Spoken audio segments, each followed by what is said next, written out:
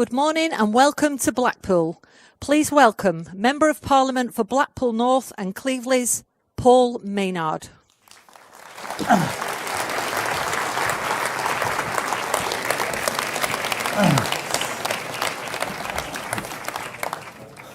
Well, good morning, everybody, and welcome back to Blackpool. I've been waiting 15 years for you, rooted to the spot, and now you're all here, and it's fantastic. I'm joined by someone who needs no introduction, Rishi Sunak, Chancellor of the Exchequer. Now, Rishi, I know it's your first conference. It's your first conference here in Blackpool, but I know it's not your first time here in Blackpool. What do you make of it so far? Well, it's great. The sun's shining. Well, that's a fantastic start. Thank you very much. It's great to be back here. Everyone's having a fantastic time as far as I can tell this morning. And I'm looking actually, you know what, we were just talking outside, but I'm looking forward to bringing my kids back in the autumn for illuminations, which I've been had very recommended. And of course, Strictly. Oh, yes. Which we're a big Strictly household, so my girls were excited about that this morning. I don't want you being a contestant quite yet. I think you've got much more to run, so yes. Now, you were appointed Chancellor. Within 3 weeks, you had the pandemic, real baptism of fire. Tell us what it was like within that Treasury bubble.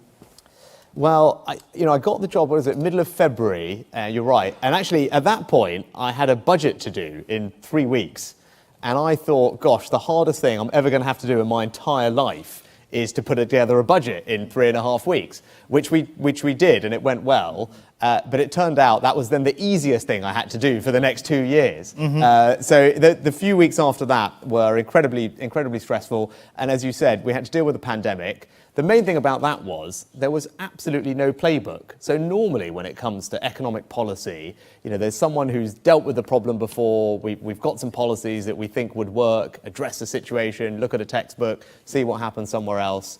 There was nothing like that here. So I had an amazing team around me when we had to try and think very fast about what to do that would make a difference. Obviously we were creating things we didn't 100% know whether they would work or not. And the good news is that it looks like they broadly did, which we should come on to. But mainly thanks to the hard work of a fantastic team at the Treasury and my ministerial colleagues. Now you gave us back a word we'd forgotten. Furlough, that we all now know what it means. How did that come about in the Treasury? Where did the idea come from? Who gets the credit? Is it you? No, definitely not. There's a huge team of people who were involved in it. And actually, I talked a little bit about it at those press conferences. I talked about the team at HMRC. And look, I think we can be honest. The tax man is not always everyone's favourite person. But in this instance, the team at HMRC did an extraordinary job because it was all very well us coming up with the policy. For a policy like this that impacted literally tens of millions of people, millions of businesses, it needed to work, and it needed to work fast. And it was a team there, an operational team, who stood up this entire new programme, new government scheme at record pace in 4 weeks or whatever it was. And it never collapsed, it never fell over, it got money to people when they needed it. And they deserve enormous credit for it. And if it wasn't for them, and wasn't for the work that they did, millions and millions of people would have lost their job. And the fact that they didn't, I think, is one of the great achievements of this Conservative government, and hopefully something that you're all very proud of.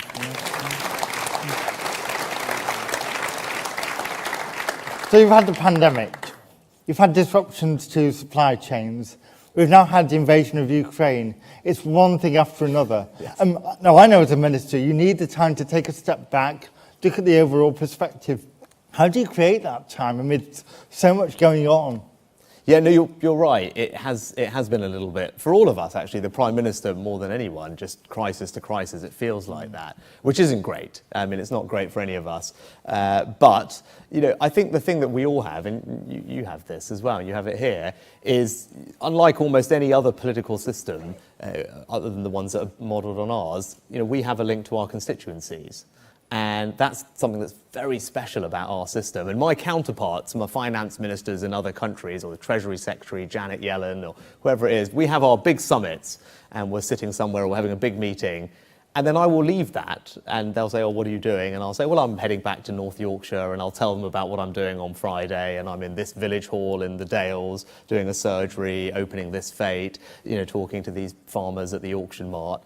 And that's something that they find just incomprehensible, but actually is such a wonderful part of our political system. And it's great for me because it gets me out of Westminster. I'm there with my constituents, and that grounding, I think, gives you brilliant perspective, particularly because they're straight-talking Northern Yorkshire constituents, which is very helpful. Hopefully, some of you here, and I think that's great for all of us actually as ministers. So it's a good thing that we have that. Now, I know when I sit in the chamber, I sit right at the back, on the back row, often looking very grumpy if you see it on TV. I watch you in there and you exude a calm competence, nothing ruffles you, you sail the noise. Is that the real Rishi, or is there pressure being felt underneath? How do you cope with, you must surely feel the pressure.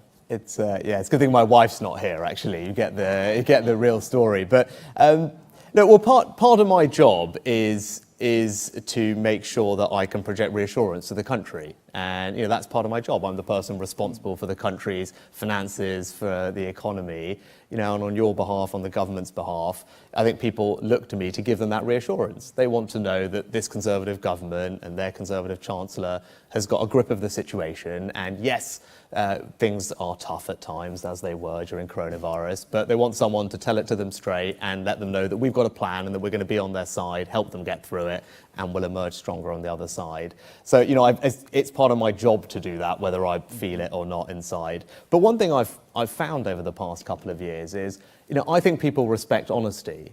And particularly if things are going to be difficult, actually, I'd much rather be open with people about that. And I tried to do that right at the beginning of the crisis. I remember I did an interview. It was on my 40th birthday, and I'd had the job a couple of months. It was my first big interview with Laura Koonsberg from the BBC, and we were sitting down. And I said in that interview, I'm not going to be able to save everyone's job, actually, and people are going to lose their jobs because of what's happening.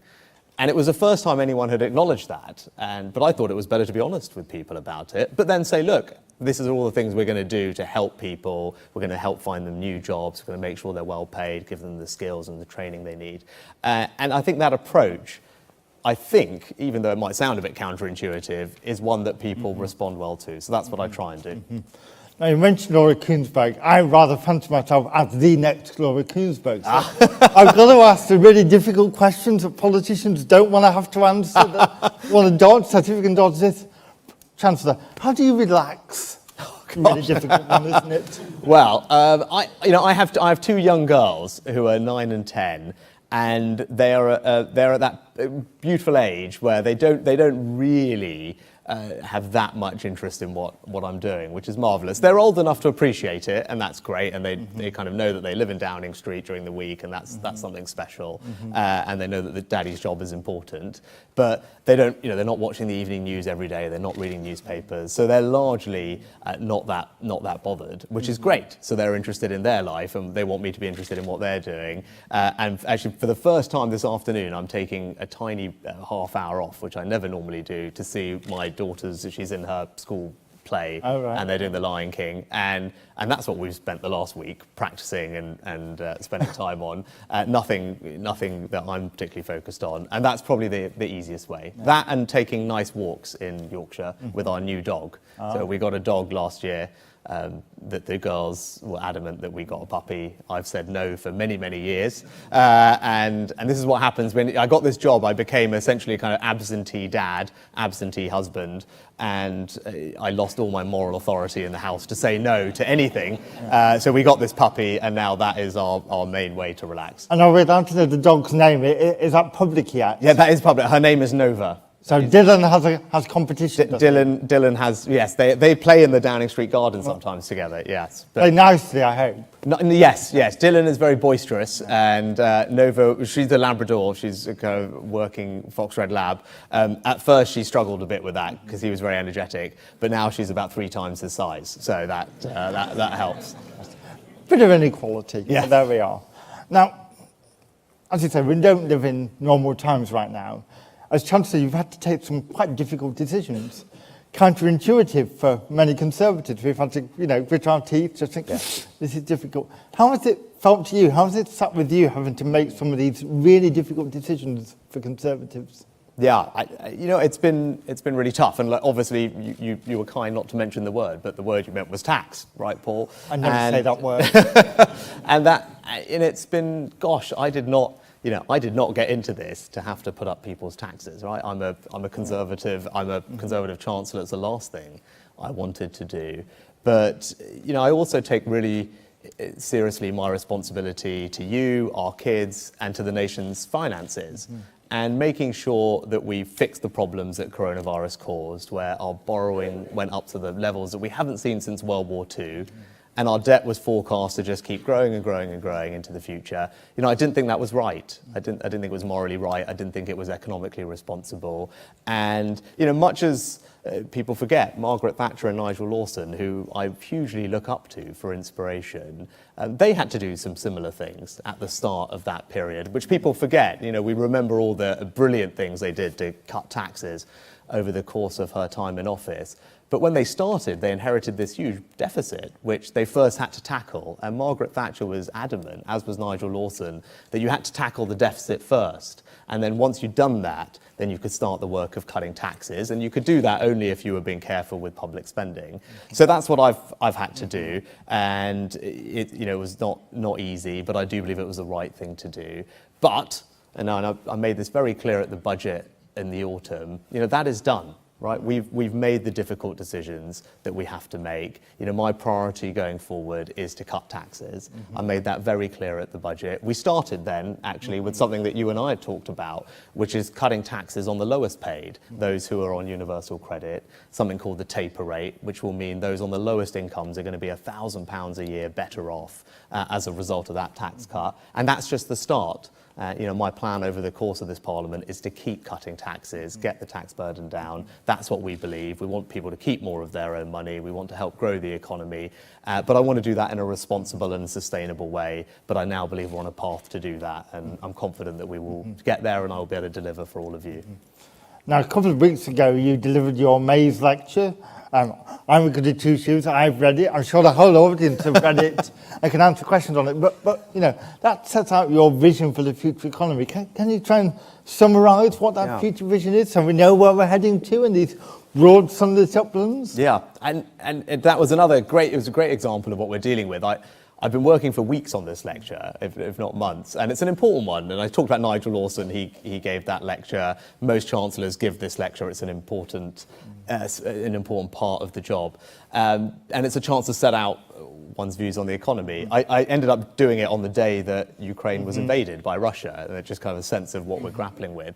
But in it, I talked about building a new culture of enterprise as my vision for the economy that I want to build. And it's a vision of the economy that is much more reliant on the private sector. I made the kind of political observation at the beginning of the lecture that, during coronavirus, of course the government had to step in and do lots of things. That we were dealing with a pandemic, a crisis. It's natural that government has to do some certain things, but it's not right that government carries on doing all those things, right? We believe in the power of the individual, families, communities, businesses to drive growth and wealth in our country, and we must get back to that. I think that's served us really well as a party for decades. It's the right thing for the country. So that was the kind of overarching point. And in terms of how we do that, there were three areas I said we need to focus on to drive up our growth rate: capital, people, and ideas.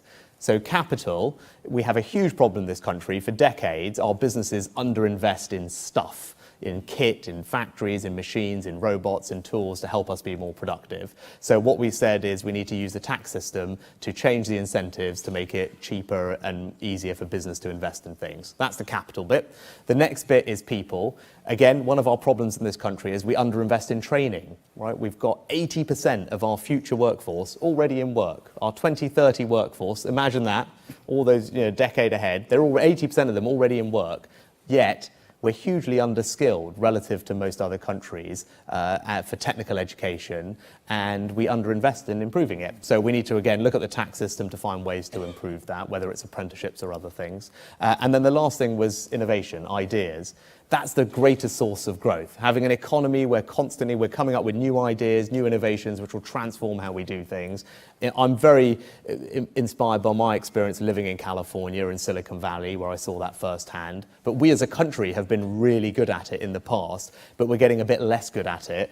And again, we need our businesses to invest more in R&D. So what I said is, I want to use the tax system and cut taxes on all those things to stimulate private sector to do more of it, and I think that will drive up our growth. That's the new culture of enterprise that we're going to build. Okay, excellent. Now, as I said, I want to be Laura Koonsberg, so let me try another Laura Koonsberg question. Are we amongst friends? You can be honest, you know, no one's going to leak it.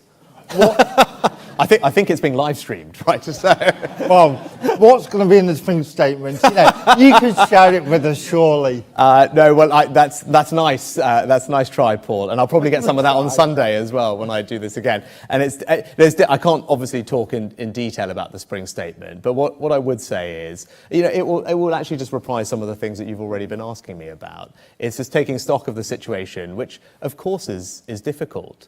And I can see that, and I have enormous sympathy for what people are going through at the moment, and that's why we'll always be there to help make a difference where we can. Now, I can't solve every problem. No government can solve every problem, and particularly when you're grappling with global inflationary forces, you know, they are somewhat out of my control. But as you saw a month or so ago when we announced a very significant intervention to help people meet some of the additional costs of energy bills, you know, where we can make a difference, of course I can. I'm always going to do that. We've done it over the last 2 years.